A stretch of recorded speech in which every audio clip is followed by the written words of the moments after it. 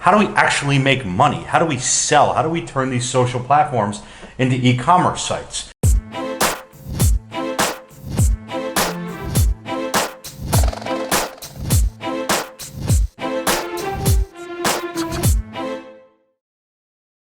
So today we're going to talk about how you can make money off of e-commerce on Twitter. And I think what a lot of people, Mark, do wrong is hashtags. They get overly creative. Now, obviously, when you're selling, you want to have a hashtag and you want to tie into a community. But creating your own 70-character hashtag for your own brand... No value. No value. It makes no sense. Yeah, I mean, what I like to do is I like to find the hashtags that my potential customers are following and using themselves, and then politely and with a lot of value, start to enter those conversations using those hashtags. And occasionally, I'll talk about either our client's product or what we do, which is marketing. Do you have any advice there as well? Well, much like that. So you think you need to get creative and you need to have this fun slogan and you need to hashtag it. But if nobody's searching for it and you don't have any outside activations going that lend people to use the hashtag, then there's no value to it. So if you're selling a toy, if you're selling a dress, if you're selling a product that people are talking about the category, use hashtags in that category. Let people who are already searching for those things, and especially if something happens to trend, let them find you that way. That's going to be the absolute easiest way. Yeah, I think it goes without saying, Justin, that you've got to have a good landing page set up. You've got to have something in your bio that kind of says what you do. It's got to look professional.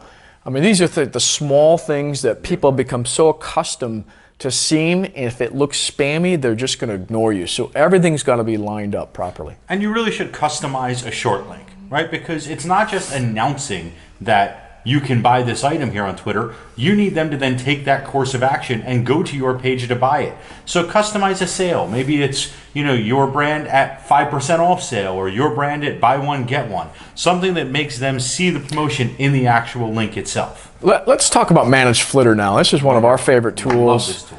I mean, for me, a lot of people look at Managed Flitter as a tool that just increases your following, but I tend to follow our customers and people that would do business with us, and Managed Flitter makes it real easy to follow them. And if they follow you back, there's tremendous value there, especially when you have the ability to DM them. Well, and we talk about this all the time with our clients. It's not about the number of followers you have. Anybody can put a number up there. It's about finding the followers that care about what is happening in your space, that care about your products. So it doesn't matter if you're selling swimwear to have 100,000 followers in financial tech. You want to go after people that care about swimwear. So you would target those followers. And by doing that and using Managed Flitter, you develop a baseline audience of people that care about your product, so that when you're selling to them, they're already thinking about owning your product because they're already buying in that space. That's a great point. And there's a lot more about Managed Flitter that you can do, especially around automation. But I think Justin's hit on the primary benefit of Managed Flitter. It's a must-have tool for selling on Twitter, in my opinion. Yeah. And another tool we have recently begun implementing for our clients is Social Sensitive. Now, I particularly love this tool because it's the best use of listening to what people are saying to generate sales. So Social Sensitive allows you to base off of Google AdWords what it is you want to actually sell. If you are, let's say, a pizza company, you could set it up from 11 p.m. to 2 a.m. that anybody that tweets about munchies gets a coupon to come right to your site and get 30% off a pizza. Or if you're a golf equipment company and somebody says on Saturday morning, I'd rather be on the links, you can tweet out, here's 10% off a sleeve of balls at Amazon. Really, anything you want to do, you can set up the keywords for, so that when potential customers are talking about it, it sends a deal right to them. And how do you stop it from being spammy? Is there any kind of safeguards against that? So one of the things we really appreciate about Social Sensitive is it's automated to a point. So all of your tweets are teed up and all your tweets are ready to go, but there is a person that manually approves each one, so that you don't risk somebody saying, I hate Papa John's, and then Papa John sends a tweet, coupon. Hey, we're glad you're thinking about pizza. Here's 30% off. That wouldn't go over very well. It doesn't go over well. That's bad customer service, bad understanding your audience. Social Sensitive keeps that from happening, because if that's the tweet you send out, the person at Social Sensitive will stop that automated tweet from going. But if they say, man, I'm hungry, I could go for a slice of pizza, or even if they just put a pizza emoji in, all of a sudden here comes a coupon. Papa John's has done this, and they saw something like an 800% ROI on their investment in this, and that's an insane number that I think is going to go up as Social Incentive continues to refine its program. I think it's a great point. Also, let's talk about ad targeting. Now, for me, the targeting on Twitter isn't as good as Facebook. But getting there. It's getting there, right? I think how I use it, you might use it a little bit differently, is I look to followers of my customers. Who are people following that I want to advertise through? So on Twitter, which I like, you could target the followers of maybe my competitor, or you could target the followers of somebody that talks about marketing a lot.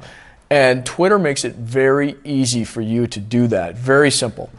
Any thoughts on that? Yeah, I think that's a great way. Another way that I like to approach it is lifestyle.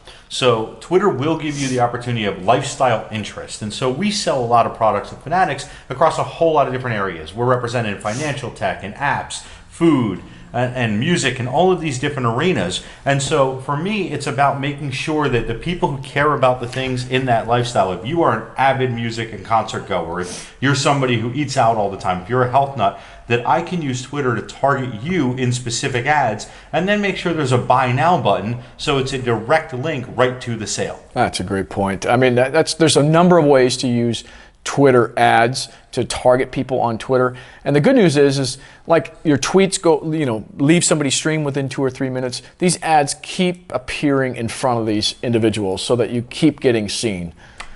Let's talk about content. What is your strategy for developing content to, kind of an ad-ish type of Twitter post? You have a strategy there? I do, and this is something that we talk about a lot with clients, because a client sets up their Twitter feed and all they want to do is sell. They just want to have, hey, this ad, this ad, this ad. And you can't do it because two things happen. One, it becomes a stream that nobody pays attention to. You just get ignored.